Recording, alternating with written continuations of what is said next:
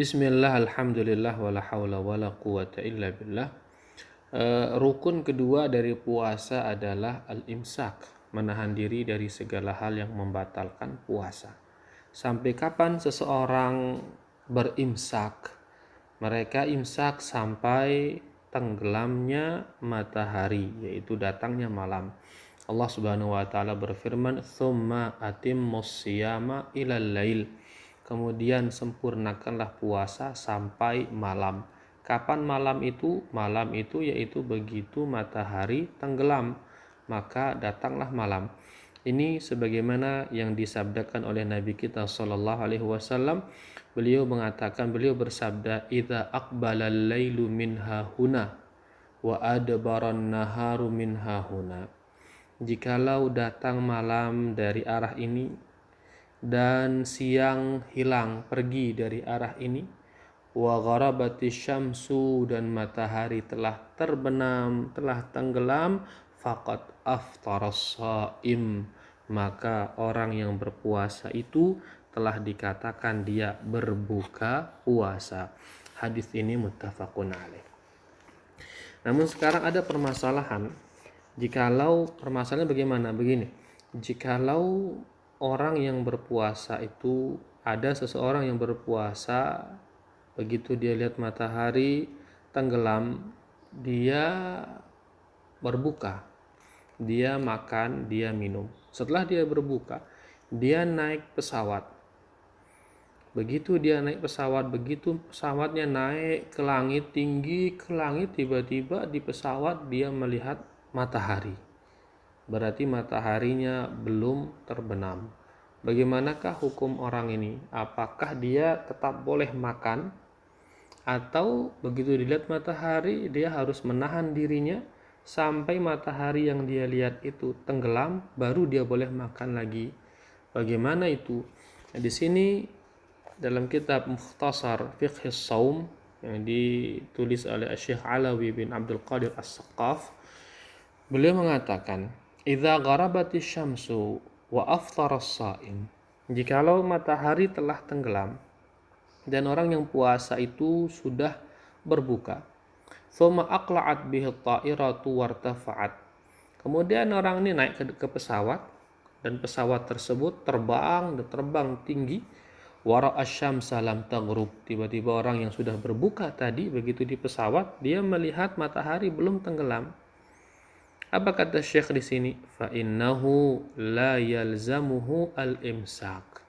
Orang yang seperti ini tidak lagi dia wajib menahan dirinya dari makanan, dari makan dan minum.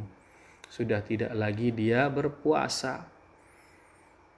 Wa shaumuhu alladhi shamahu sahih, dan puasa yang dia puasakan hari tersebut itu sah puasanya.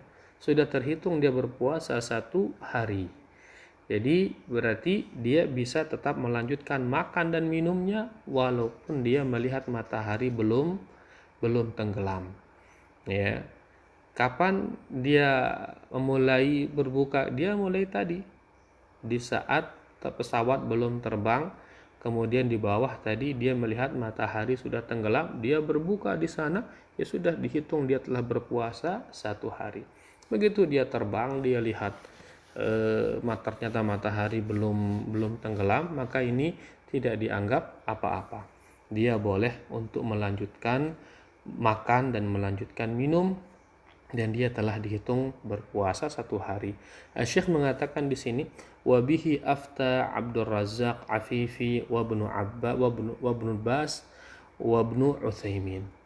Fatwa seperti inilah yang telah difatwakan oleh Syekh Abdul Razzaq Afifi, kemudian Syekh bin Bas, kemudian Syekh Ibn Utsaimin rahimahumullahu jami'an. Kemudian masalah yang kedua, ada sebuah masalah, yaitu di saat seseorang yang puasa ini sedang berada di pesawat. Di saat dia berada di pesawat, manakah yang menjadi patokan dia berbuka puasa? Apakah yang menjadi patokan dia berbuka puasa itu dia yang di pesawat yang melihat matahari tersebut tenggelam atau tidak? Ataukah yang menjadi patokan itu negara yang sejajar dengan pesawat tersebut, negara yang di bawah yang sejajar dengan pesawat tersebut, apakah itu yang menjadi patokan? Ataukah negara asal dia berangkat, atau negara tujuan dia, misalkan dia berasal dari Indonesia, dia mau ke Saudi Arabia, apakah yang menjadi patokan itu negara Indonesia? Ataukah negara tujuan dia itu negara Saudi Arabia? Ini masalah yang kedua. Manakah yang menjadi patokan? Di sini Syekh mengatakan, man safara bi-ta'irah wa huwa sha'im. Barang siapa yang safar dengan pesawat terbang dalam kondisi berpuasa, thumma tala'a biwasitati sa'ah aw tilfaz aw ghairihima ala anna waqta iftaril balad alladhi safara minhu. Kemudian orang ini melihat entah dengan jam, atau dia melihat di televisi pesawat, atau yang lainnya lewat HP dan sebagainya, internet dan sebagainya. Dia melihat dan akhirnya mengetahui bahwasanya waktu berbuka untuk negara asal dia, kayak tadi negara Indonesia, au al baladul qaribatu minhu fi safarihi qad dakhal, atau negara yang sejajar dengan dia saat itu, sejajar dengan pesawatnya saat itu, ya, dia tahu lewat jam atau dia tahu lewat televisi bahwasanya negara tersebut telah berbuka. Dia tahu negara yang di bawah dia sudah berbuka, atau dia tahu negara asal dia sudah berbuka. Lakinnahu yara syamsa, tapi orang ini dia masih melihat matahari. Negara di bawahnya sudah berbuka, tapi karena dia berada di atas pesawat, dia masih melihat matahari tersebut. Yara syamsa bisa babirtifa'i ta'irah. Dia melihat matahari tersebut karena ketinggian pesawat tinggi kan. Jadi dia masih bisa melihat matahari. Sedangkan orang di bawahnya sudah berbuka. Bagaimana status orang ini? Syekh mengatakan di sini, falaisa lahu an yuftir illa ba'da ghurubiha. Maka orang ini tidak boleh baginya berbuka sampai benar-benar dia lihat matahari itu tenggelam.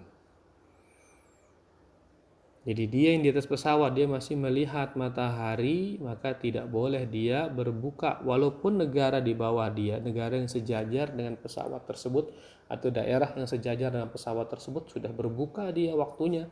Dia lihat dari jam sudah berbuka. Tapi dia yang di atas pesawat yang masih melihat matahari tersebut, tidak boleh baginya untuk berbuka sampai dia melihat matahari tersebut tenggelam.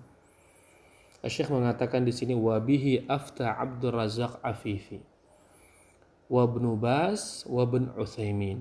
Dengan hal inilah masyayikh yang tiga ini, yaitu Syekh Abdul Razak Afifi, Syekh bin Baz dan Syekh Ibnu Utsaimin memfatwakan.